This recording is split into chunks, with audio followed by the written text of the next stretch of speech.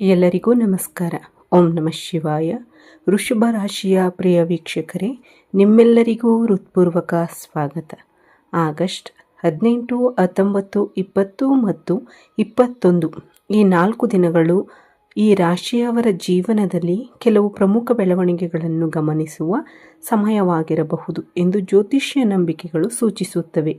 ವಿಶೇಷವಾಗಿ ನಿಮ್ಮ ಜೀವನದಲ್ಲಿ ಬಿ ಎಂಬ ಅಕ್ಷರದೊಂದಿಗೆ ಸಂಬಂಧ ಹೊಂದಿರುವ ವ್ಯಕ್ತಿ ಯಾವುದಾದರೂ ರೀತಿಯಲ್ಲಿ ಪ್ರಮುಖ ಪಾತ್ರ ವಹಿಸಬಹುದೇ ಎಂಬುದು ಈ ಅವಧಿಯಲ್ಲಿ ಗಮನಿಸಬಹುದಾದ ಒಂದು ಕುತೂಹಲಕಾರಿ ವಿಷಯ. ಆ ವ್ಯಕ್ತಿ ನಿಮ್ಮ ಜೀವನದಲ್ಲಿ ಈಗಾಗಲೇ ಇರಬಹುದು ಅಥವಾ ಬಹಳ ದಿನಗಳಿಂದ ಸಂಪರ್ಕದಲ್ಲಿರದ ವ್ಯಕ್ತಿಯಾಗಿರಬಹುದು. ಇನ್ನು ಕೆಲವರಿಗೆ ಬಿ ಅಕ್ಷರದಿಂದ ಆರಂಭವಾಗುವ ವ್ಯಕ್ತಿಯ ಮೂಲಕ ಹೊಸ ಪರಿಚಯ, ಒಂದು ಫೋನ್ ಕರೆ, ಒಂದು ಸಂದೇಶ, ಒಂದು ಸಲಹೆ ಅಥವಾ ಒಂದು ಅವಕಾಶ ಎದುರಾಗಬಹುದು. ಆದರೆ ಇಲ್ಲಿ ಒಂದು ಮುಖ್ಯವಾದ ವಿಷಯವನ್ನು ನೆನಪಿನಲ್ಲಿಟ್ಟುಕೊಳ್ಳಿ. ಈ ವಿಡಿಯೋದಲ್ಲಿ ಹೇಳುವ ವಿಚಾರಗಳನ್ನು ಸಾಮಾನ್ಯ ಜ್ಯೋತಿಷ್ಯ ಸೂಚನೆಗಳಿಗಾಗಿ ಮಾತ್ರ ಪರಿಗಣಿಸಿ. ಪ್ರತಿಯೊಬ್ಬರ ವೈಯಕ್ತಿಕ ಜನ್ಮಕುಂಡಲಿ, ದಶಾಭುಕ್ತಿ ಮತ್ತು ಗ್ರಹಗತಿಗಳ ಆಧಾರದ ಮೇಲೆ ಫಲಿತಾಂಶಗಳು ಬದಲಾಗಬಹುದು. ಹಾಗಾಗಿ ಯಾವುದೇ ವಿಷಯದಲ್ಲೂ ಕೇವಲ ರಾಶಿಫಲವನ್ನು ಆಧರಿಸಿ ದೊಡ್ಡ ನಿರ್ಧಾರ ತೆಗೆದುಕೊಳ್ಳಬೇಡಿ. ಮೊದಲು ವಿಷಯವನ್ನು ಪರಿಶೀಲಿಸಿ ನಂತರ ನಿಮ್ಮ ವಿವೇಕದಿಂದ ನಿರ್ಧಾರ ತೆಗೆದುಕೊಳ್ಳಿ. ಈ ರಾಶಿಯವರು ಈ 4 ದಿನಗಳಲ್ಲಿ ನಿಮ್ಮ ಜೀವನದಲ್ಲಿ ಯಾವ ಕ್ಷೇತ್ರದಲ್ಲಿ ಬದಲಾವಣೆಯ ಸೂಚನೆ ಕಾಣಬಹುದು? ಉದ್ಯೋಗವೇ, ವ್ಯಾಪಾರವೇ, ಹಣಕಾಸಿನ ವಿಷಯವೇ, ಕುಟುಂಬವೇ, ಪ್ರೇಮ ಅಥವಾ ವಿವಾಹವೇ, ಆಸ್ತಿ ಅಥವಾ ಮನೆಯ ವಿಷಯವೇ, ಅಥವಾ ಬಹಳ ದಿನಗಳಿಂದ ನೀವು ಕಾಯುತ್ತಿರುವ ಒಂದು ಮಾಹಿತಿಯೇ? ಇವೆಲ್ಲವನ್ನು ಒಂದೊಂದಾಗಿ ಈ ವಿಡಿಯೋದಲ್ಲಿ ನೋಡೋಣ. ಬಿ ಎಂಬ ವ್ಯಕ್ತಿಯ ಪಾತ್ರ ಏನು? ಈ ರಾಶಿಯವರು ಮೊದಲನೆಯದಾಗಿ ನಾವು ಮಾತನಾಡಬೇಕಾಗಿರುವುದು ಬಿ ಎಂಬ ಅಕ್ಷರದ ಬಗ್ಗೆ. ಬಿ ಅಕ್ಷರ ಎಂದರೆ ಕಡ್ಡಾಯವಾಗಿ ವ್ಯಕ್ತಿಯ ಹೆಸರು ಬಿ ಅಕ್ಷರದಿಂದಲೇ ಆರಂಭವಾಗಬೇಕು ಎಂದು ಅರ್ಥವಲ್ಲ. ಅದು ಆ ವ್ಯಕ್ತಿಯ ಹೆಸರು, ಉಪನಾಮ, ಸ್ಥಳ, ಸಂಸ್ಥೆ, ಕಂಪನಿ ಅಥವಾ ನಿಮ್ಮ ಜೀವನದಲ್ಲಿ ಆ ವ್ಯಕ್ತಿಗೆ ಸಂಬಂಧಿಸಿದ ಯಾವುದಾದರೂ ಗುರುತಾಗಿರಬಹುದು. ಕೆಲವೊಮ್ಮೆ ಜ್ಯೋತಿಷ್ಯ ವಿವರಣೆಗಳಲ್ಲಿ ಒಂದು ಅಕ್ಷರವನ್ನು ಒಂದು ಸಂಕೇತವಾಗಿ ಬಳಸಲಾಗುತ್ತದೆ. ಆದ್ದರಿಂದ ನಿಮ್ಮ ಜೀವನದಲ್ಲಿ ಈಗಾಗಲೇ ಬಿ ಅಕ್ಷರಕ್ಕೆ ಸಂಬಂಧಿಸಿದ ವ್ಯಕ್ತಿ ಇದ್ದರೆ ಆಗಸ್ಟ್ 18ರಿಂದ 21 ನಡುವೆ ಆ ವ್ಯಕ್ತಿಯಿಂದ ಬರುವ ಮಾತು, ಕರೆ, ಸಂದೇಶ ಅಥವಾ ಸಲಹೆಯನ್ನು ಗಮನಿಸಿ. ಆದರೆ ಒಂದು ವಿಷಯ ಬಹಳ ಮುಖ್ಯ. ಅವರ ಮಾತನ್ನು ಕೇಳಿ, ಆದರೆ ಕುರುಡಾಗಿ ನಂಬಬೇಡಿ. ಅವರು ಹೇಳುವ ವಿಷಯವನ್ನು ನಿಜವಾಗಿಯೂ ನಿಮಗೆ ಉಪಯುಕ್ತವಾಗುತ್ತದೆಯೇ? ಅದರ ಹಿಂದೆ ಇರುವ ಉದ್ದೇಶ ಏನು? ನಿಮ್ಮ ಹೊಣೆಗಾರಿಕೆ ಏನು? ನಿಮಗೆ ಆಗುವ ಲಾಭ ಅಥವಾ ಅಪಾಯ ಏನು? ಇವೆಲ್ಲವನ್ನು ಪರಿಶೀಲಿಸಿ ನಂತರ ನಿರ್ಧಾರ ತೆಗೆದುಕೊಳ್ಳಿ. ಏಕೆಂದರೆ ಕೆಲವೊಮ್ಮೆ ನಮಗೆ ದೊಡ್ಡ ಅವಕಾಶದಂತೆ ಕಾಣುವ ವಿಷಯ ನಿಜವಾಗಿ ಸರಿಯಾದದ್ದಾಗಿರದೇ ಇರಬಹುದು. ಅದೇ ರೀತಿ ಸಣ್ಣ ಸಲಹೆಯಂತೆ ಕಾಣುವ ಒಂದು ಮಾತು ಭವಿಷ್ಯದಲ್ಲಿ ಒಳ್ಳೆಯ ದಾರಿಗೆ ಕಾರಣವಾಗಬಹುದು. ಆದ್ದರಿಂದ ಈ 4 ದಿನಗಳಲ್ಲಿ ಮುಖ್ಯವಾದದ್ದನ್ನು ಆತುರವಲ್ಲ, ಗಮನಿಸುವುದು. ಈ ರಾಶಿಯವರ ಸ್ವಭಾವ. ಈ ರಾಶಿಯವರು ಸಾಮಾನ್ಯವಾಗಿ ಸ್ಥಿರ ಮನಸ್ಸಿನವರು. ಒಮ್ಮೆ ಯಾವುದಾದರೂ ವಿಷಯವನ್ನು ನಿರ್ಧರಿಸಿದರೆ ಅದನ್ನು ಸುಲಭವಾಗಿ ಬದಲಾಯಿಸಲು ಇಷ್ಟಪಡುವುದಿಲ್ಲ. ನಿಧಾನವಾಗಿ ಯೋಚಿಸಿ ನಿರ್ಧಾರ ತೆಗೆದುಕೊಳ್ಳಬಹುದು. ಆದರೆ ನಿರ್ಧಾರ ತೆಗೆದುಕೊಂಡ ನಂತರ ಅದನ್ನು ಸಾಧಿಸಲು ಸಾಕಷ್ಟು ಶ್ರಮಿಸುತ್ತಾರೆ. ಕುಟುಂಬದ ವಿಷಯದಲ್ಲಿ ಈ ರಾಶಿಯವರು ಬಹಳ ಜವಾಬ್ದಾರಿಯುತವಾಗಿರುತ್ತಾರೆ. ತಮ್ಮವರಿಗಾಗಿ ಸಾಕಷ್ಟು ತ್ಯಾಗ ಮಾಡಲು ಸಿದ್ಧರಾಗಿರುತ್ತಾರೆ. ಹಣದ ವಿಷಯದಲ್ಲಿಯೂ ಭವಿಷ್ಯದ ಭದ್ರತೆಯನ್ನು ಗಮನಿಸುವ ಗುಣ ಇವರಲ್ಲಿರಬಹುದು. ಅದಕ್ಕಾಗಿಯೇ ಜೀವನದಲ್ಲಿ ಅಕಸ್ಮಾತ್ ಬದಲಾವಣೆ ಬಂದಾಗ ಮೊದಲಿಗೆ ಸ್ವಲ್ಪ ಆತಂಕ ಉಂಟಾಗಬಹುದು. ಇದು ಸರಿಯಾದ ನಿರ್ಧಾರವೇ? ಮುಂದೆ ಏನಾಗಬಹುದು ಎಂಬ ಪ್ರಶ್ನೆಗಳು ಮನಸ್ಸಿನಲ್ಲಿ ಮೂಡಬಹುದು. ಆದರೆ ಆಗಸ್ಟ್ 18ರಿಂದ 21 ನಡುವೆ ಎದುರಾಗುವ ಕೆಲವು ಬೆಳವಣಿಗೆಗಳು ನಿಮ್ಮ ಹಳೆಯ ಆಲೋಚನೆಗಳನ್ನು ಮತ್ತೊಮ್ಮೆ ಪರಿಶೀಲಿಸುವಂತೆ ಮಾಡಬಹುದು. ಇಲ್ಲಿ ನಿಮ್ಮ ದೊಡ್ಡ ಬಲವೇ ನಿಮ್ಮ ತಾಳ್ಮೆ. ಅದೇ ಸಮಯದಲ್ಲಿ ಒಂದು ದುರ್ಬಲತೆಯನ್ನು ಗಮನಿಸಬೇಕು. ಒಮ್ಮೆ ಅಭಿಪ್ರಾಯ ಮಾಡಿಕೊಂಡ ನಂತರ ಅದೇ ಅಭಿಪ್ರಾಯಕ್ಕೆ ಅಂಟಿಕೊಂಡು ಬಿಡಬೇಡಿ. ಹೊಸ ಮಾಹಿತಿ ಬಂದರೆ ಅದನ್ನು ಕೇಳಿ, ಪರಿಸ್ಥಿತಿಯನ್ನು ಪರಿಶೀಲಿಸಿ. ಅಗತ್ಯವಿದ್ದರೆ ನಿಮ್ಮ ನಿರ್ಧಾರವನ್ನು ಬದಲಾಯಿಸುವುದು ಜಾಣ್ಮೆಯೇ. ಉದ್ಯೋಗದ ವಿಷಯದಲ್ಲಿ ಏನು ಕಾಣಬಹುದು? ಈ ರಾಶಿಯ ಉದ್ಯೋಗದಲ್ಲಿರುವವರಿಗೆ ಈ 4 ದಿನಗಳಲ್ಲಿ ಕೆಲಸದ ಜವಾಬ್ದಾರಿಯಲ್ಲಿ ಬದಲಾವಣೆ ಕಾಣಿಸಿಕೊಳ್ಳುವ ಸಾಧ್ಯತೆ ಇರಬಹುದು. ನೀವು ಬಹಳ ದಿನಗಳಿಂದ ಮಾಡುತ್ತಿರುವ ಕೆಲಸವನ್ನು ಮೇಲಾಧಿಕಾರಿಗಳು ಗಮನಿಸುವ ಸಂದರ್ಭ ಬರಬಹುದು. ನಿಮಗೆ ಹೊಸ ಜವಾಬ್ದಾರಿ ನೀಡಬಹುದು. ಹೊಸ ತಂಡದೊಂದಿಗೆ ಕೆಲಸ ಮಾಡುವ ಅವಕಾಶ ಬರಬಹುದು. ಅಥವಾ ನೀವು ಹಿಂದೆ ಮಾಡಿದ್ದ ಕೆಲಸದ ಬಗ್ಗೆ ಯಾರಾದರೂ ಒಳ್ಳೆಯ ಮಾತು ಹೇಳಬಹುದು.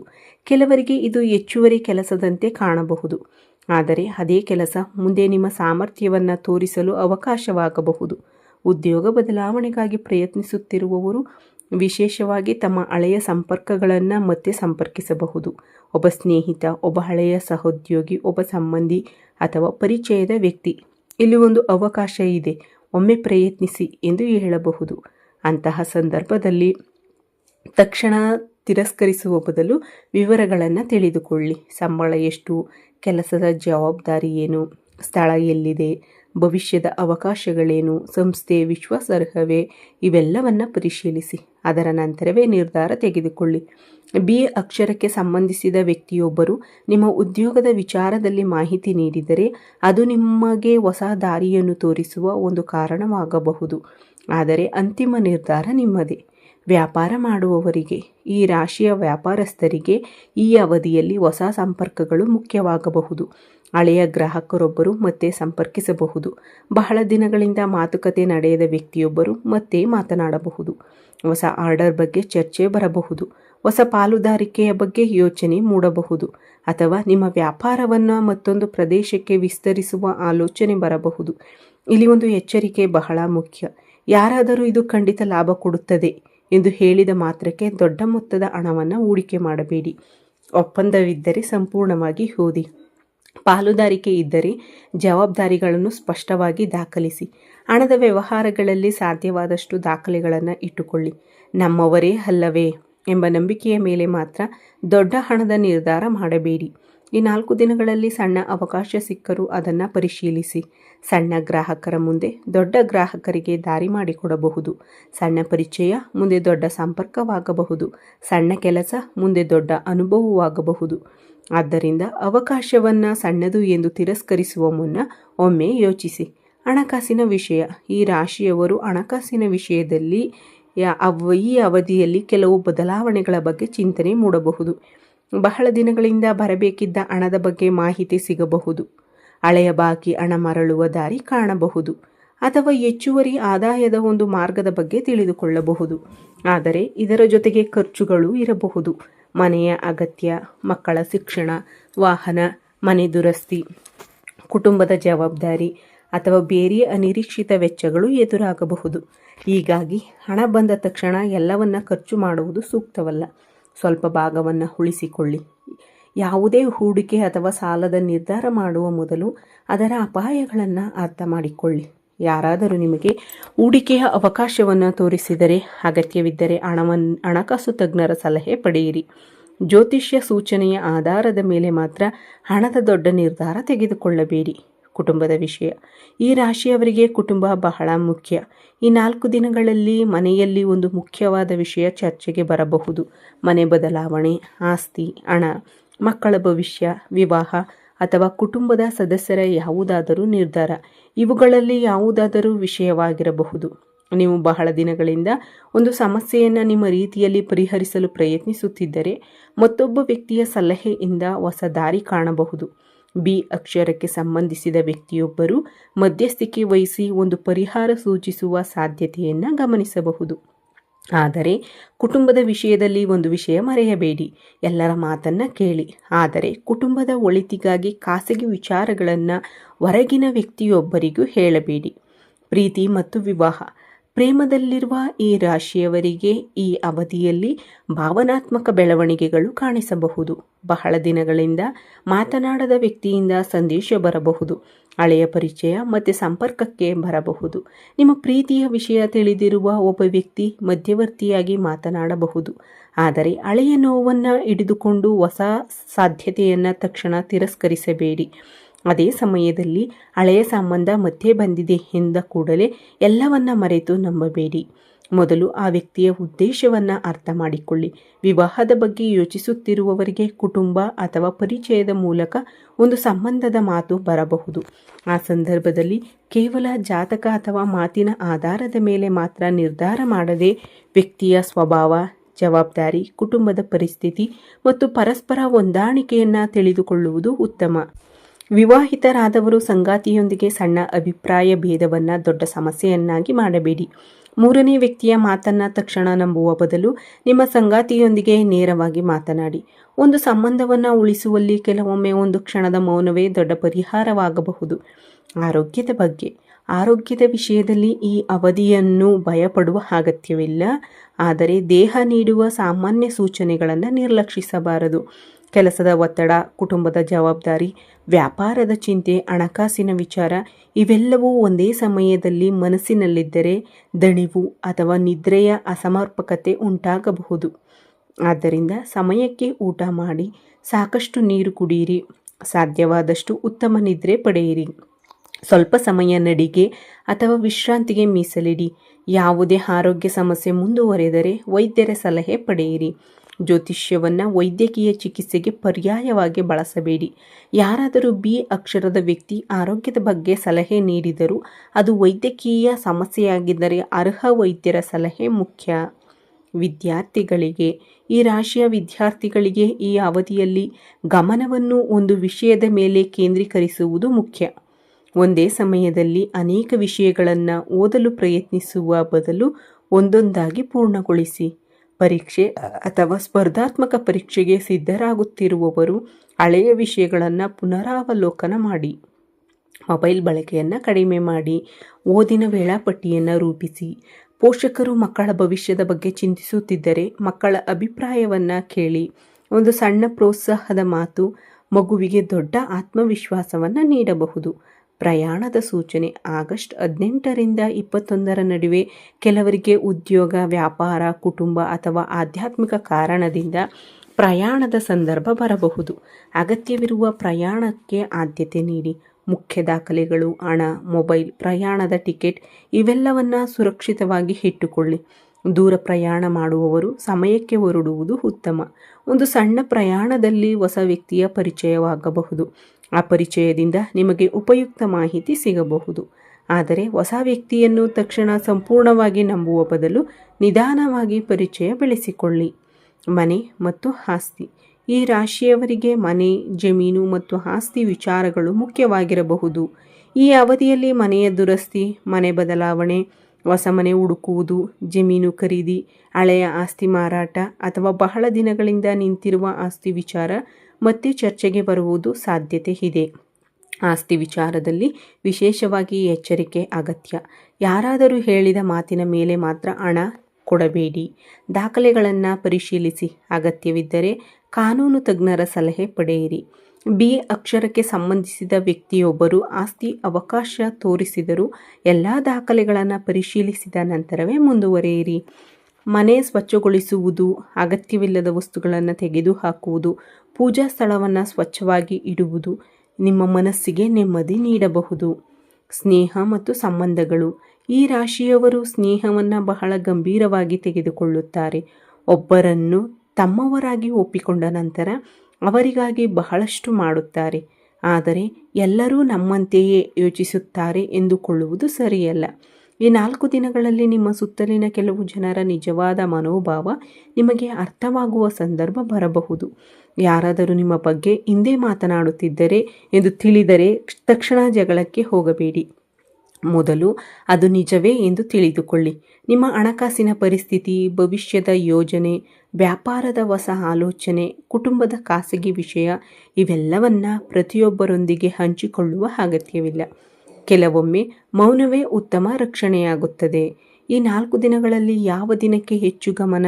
ಆಗಸ್ಟ್ 18ರಂದು ಹೊಸ ಮಾಹಿತಿ ಅಥವಾ ಹೊಸ ಆಲೋಚನೆ ಕಾಣಿಸಿಕೊಳ್ಳಬಹುದು. ಆಗಸ್ಟ್ 19ರಂದು ಯಾರಾದರೂ ನಿಮ್ಮೊಂದಿಗೆ ಪ್ರಮುಖವಾಗಿ ಮಾತನಾಡುವ ಅಥವಾ ಸಂಪರ್ಕಿಸುವ ಸಂದರ್ಭ ಬರಬಹುದು. ಆಗಸ್ಟ್ 20ರಂದು ಕೆಲಸ ಅಥವಾ ಹಣಕಾಸಿನ ವಿಷಯದಲ್ಲಿ ಒಂದು ನಿರ್ಧಾರ ತೆಗೆದುಕೊಳ್ಳುವ ಪರಿಸ್ಥಿತಿ ಬರಬಹುದು. ಆಗಸ್ಟ್ 21ರಂದು ಕುಟುಂಬ, ಸಂಬಂಧ ಅಥವಾ ಮುಂದಿನ ಯೋಜನೆಗಳ ಬಗ್ಗೆ ಸ್ಪಷ್ಟತೆ ಸಿಗುವ ಸಾಧ್ಯತೆಯನ್ನು ಗಮನಿಸಬಹುದು. ಇವು ಸಾಮಾನ್ಯ ಜ್ಯೋತಿಷ್ಯ ಸೂಚನೆಗಳಷ್ಟೇ. ನಿಮ್ಮ ವೈಯಕ್ತಿಕ ಜಾತಕದ ಪ್ರಕಾರ ದಿನಗಳ ಫಲಿತಾಂಶ ಬದಲಾಗಬಹುದು. ಆದ್ದರಿಂದ ಯಾವುದೇ ದಿನವನ್ನು ಇದೇ ದಿನ ಖಂಡಿತವಾಗಿಯೂ ಹೀಗೇ ಆಗುತ್ತದೆ ಎಂದು ತೆಗೆದುಕೊಳ್ಳಬೇಡಿ. ಬದಲಾಗಿ ಆ ದಿನಗಳಲ್ಲಿ ನಿಮ್ಮ ಸುತ್ತಲೂ ನಡೆಯುವ ಬೆಳವಣಿಗೆಗಳನ್ನು ಗಮನಿಸಿ. ಬಿ ಅಕ್ಷರದ ವ್ಯಕ್ತಿಯನ್ನು ಏಕೆ ನಿರ್ಲಕ್ಷಿಸಬಾರದು? ಒಬ್ಬ ವ್ಯಕ್ತಿ ನಿಮ್ಮ ಜೀವನವನ್ನು ಸಂಪೂರ್ಣವಾಗಿ ಬದಲಾಯಿಸುತ್ತಾನೆ ಎಂದು ಖಚಿತವಾಗಿ ಹೇಳಲು ಸಾಧ್ಯವಿಲ್ಲ. ಆದರೆ ಕೆಲವೊಮ್ಮೆ ಒಬ್ಬ ವ್ಯಕ್ತಿಯ ಒಂದು ಮಾತು ನಮ್ಮ ಆಲೋಚನೆಯನ್ನೇ ಬದಲಾಯಿಸುತ್ತದೆ. ಒಂದು ಫೋನ್ ಕರೆ ಹೊಸ ಅವಕಾಶವನ್ನು ತಿಳಿಸಬಹುದು. ಒಂದು ಸಂದೇಶ ಹಳೆಯ ಸಂಪರ್ಕವನ್ನು ಮತ್ತೆ ಆರಂಭಿಸಬಹುದು. ಒಂದು ಪರಿಚಯ ಉದ್ಯೋಗದ ಬಾಗಿಲು ತೆರೆಯಬಹುದು. ಒಂದು ಸಲಹೆ ವ್ಯಾಪಾರದ ಹೊಸ ದಾರಿಗೆ ಕಾರಣವಾಗಬಹುದು. ಒಂದು ಮಾತು ಕುಟುಂಬದ ಸಮಸ್ಯೆಯನ್ನು ಬೇರೆ ದೃಷ್ಟಿಕೋನದಿಂದ ನೋಡಲು ಸಹಾಯ ಮಾಡಬಹುದು. ಹೀಗಾಗಿ ಬಿ ಅಕ್ಷರಕ್ಕೆ ಸಂಬಂಧಿಸಿದ ವ್ಯಕ್ತಿಯೊಬ್ಬರು ಈ ಅವಧಿಯಲ್ಲೇ ನಿಮ್ಮನ್ನು ಸಂಪರ್ಕಿಸಿದರೆ ತಕ್ಷಣ ನಿರ್ಲಕ್ಷಿಸಬೇಡಿ. ಅವರ ಮಾತನ್ನು ಸಂಪೂರ್ಣವಾಗಿ ಕೇಳಿ, ನಂತರ ಪರಿಶೀಲಿಸಿ. ಅದು ನಿಮಗೆ ಸರಿ ಎಂದು ಅನಿಸಿದರೆ ಮಾತ್ರ ಮುಂದುವರಿಯಿರಿ. ಈ ಅವಧಿಯಲ್ಲಿ ನೀವು ಮಾಡಬೇಕಾದ 3 ಕೆಲಸಗಳು. ಮೊದಲನೆಯದು ಆತುರ ಕಡಿಮೆ ಮಾಡಿ, ಎರಡನೆಯದು ಮಾಹಿತಿ ಪರಿಶೀಲಿಸಿ, ಮೂರನೆಯದು ಸರಿಯಾದ ಸಮಯದಲ್ಲಿ ಮುಂದುವರಿಯಿರಿ. ಅವಕಾಶ ಬಂದಾಗ ಹೆದರಬೇಡಿ, ಆದರೆ ಅವಕಾಶದ ಹೆಸರಿನಲ್ಲಿ ಯಾರನ್ನು ಕುರುಡಾಗಿ ನಂಬಬೇಡಿ. ಇದೇ ಈ 4 ದಿನಗಳ ಪ್ರಮುಖ ಸಂದೇಶ. ಆಧ್ಯಾತ್ಮಿಕ ಪರಿಹಾರಗಳು. ಈ ರಾಶಿಯವರಿಗೆ ಶುಕ್ರಗ್ರಹದ ಅನುಗ್ರಹಕ್ಕಾಗಿ ಶುಕ್ರವಾರ ಬೆಳಗ್ಗೆ ಸ್ವಚ್ಛವಾಗಿ ಸ್ನಾನ ಮಾಡಿ ದೇವಿಯನ್ನ ಭಕ್ತಿಯಿಂದ ಪ್ರಾರ್ಥಿಸಬಹುದು. ಮನೆಯಲ್ಲಿ ದೀಪ ಹಚ್ಚಿ ಓಂ ಶ್ರೀ ಮಹಾಲಕ್ಷ್ಮೀ ನಮಃ ಎಂಬ ಮಂತ್ರವನ್ನು ಭಕ್ತಿಯಿಂದ ಜಪಿಸಬಹುದು. ಸಾಧ್ಯವಾದರೆ ದೇವಿಯ ದೇವಸ್ಥಾನಕ್ಕೆ ಭೇಟಿ ನೀಡಿ ಬಿಳಿ ಹೂವುಗಳಿಂದ ದೇವಿಯನ್ನು ಪೂಜಿಸುವುದು ನಿಮ್ಮ ನಂಬಿಕೆಯ ಪ್ರಕಾರ ಶುಭಕರವೆಂದು ಪರಿಗಣಿಸಲಾಗುತ್ತದೆ. ನಿಮ್ಮ ಸಾಮರ್ಥ್ಯಕ್ಕೆ ತಕ್ಕಂತೆ ಅಗತ್ಯವಿರುವವರಿಗೆ ಆಹಾರ, ಬಟ್ಟೆ ಅಥವಾ ಸಾಧ್ಯವಾದ ಸಹಾಯ ನೀಡಬಹುದು. ಮಂಗಳವಾರ ಹನುಮಂತನನ್ನು ಸ್ಮರಿಸಿ ಓಂ ಹನುಮತೆಯೇ ನಮಃ ಎಂದು ಜಪಿಸಬಹುದು. ಗುರುವಾರ ದೇವರನ್ನು ಸ್ಮರಿಸಿ ಸಾಧ್ಯವಾದರೆ ಹಳದಿ ಹೂವುಗಳಿಂದ ಪೂಜೆ ಮಾಡಿ. ಒಬ್ಬ ವಿದ್ಯಾರ್ಥಿಗೆ ಪುಸ್ತಕ ಅಥವಾ ಓದಿಗೆ ಬೇಕಾದ ವಸ್ತು ನೀಡಬಹುದು. ಹಸಿದವರಿಗೆ ಊಟ ನೀಡುವುದು ಮುಂತಾದ ಸೇವಾ ಕಾರ್ಯಗಳನ್ನು ಮಾಡಬಹುದು. ಪ್ರತಿದಿನ ಸಂಜೆ ಮನೆಯಲ್ಲಿ ದೀಪ ಹಚ್ಚಿ ಕೆಲವು ನಿಮಿಷ ಶಾಂತವಾಗಿ ಪ್ರಾರ್ಥನೆ ಮಾಡುವುದು ಮನಸ್ಸಿಗೆ ನೆಮ್ಮದಿ ನೀಡಬಹುದು. ಪರಿಹಾರ ಎಂದರೆ ದೊಡ್ಡ ಮೊತ್ತದ ಹಣ ಖರ್ಚು ಮಾಡಿ ಪೂಜೆ ಮಾಡಿಸುವುದು ಮಾತ್ರವಲ್ಲ, ಒಳ್ಳೆಯ ಮಾತು ಮಾತನಾಡುವುದು, ಹಿರಿಯರನ್ನು ಗೌರವಿಸುವುದು, ಅಗತ್ಯವಿರುವವರಿಗೆ ಸಹಾಯ ಮಾಡುವುದು, ಕೋಪವನ್ನು ನಿಯಂತ್ರಿಸುವುದು ಮತ್ತು ಮನಸ್ಸನ್ನು ಶಾಂತವಾಗಿಡುವುದು ಉತ್ತಮ ಆಧ್ಯಾತ್ಮಿಕ ಅಭ್ಯಾಸಗಳೇ. ಆಗಸ್ಟ್ 18ರಿಂದ 21ರವರೆಗೆ ಒಂದು ಸರಳ ಸಂಕಲ್ಪ. ಬೆಳಿಗ್ಗೆ ಸಾಧ್ಯವಾದರೆ ಸೂರ್ಯನಿಗೆ ಅರ್ಘ್ಯ ಅರ್ಪಿಸಿ ಸೂರ್ಯನಿಗೆ ನಮಸ್ಕರಿಸಿ ಓಂ ಸೂರ್ಯಾಯ ನಮಃ ಎಂದು ಭಕ್ತಿಯಿಂದ ಜಪಿಸಬಹುದು. ನಂತರ ಆ ದಿನದ ಅತ್ಯಂತ ಮುಖ್ಯವಾದ ಕೆಲಸವನ್ನು ಮೊದಲಿಗೆ ಪ್ರಾರಂಭಿಸಿ. ಒಂದೇ ಸಮಯದಲ್ಲಿ 10 ಕೆಲಸಗಳನ್ನು ಆರಂಭಿಸುವ ಬದಲು ಅತ್ಯಂತ ಮುಖ್ಯವಾದ ಒಂದು ಕೆಲಸವನ್ನು ಪೂರ್ಣಗೊಳಿಸಲು ಪ್ರಯತ್ನಿಸಿ.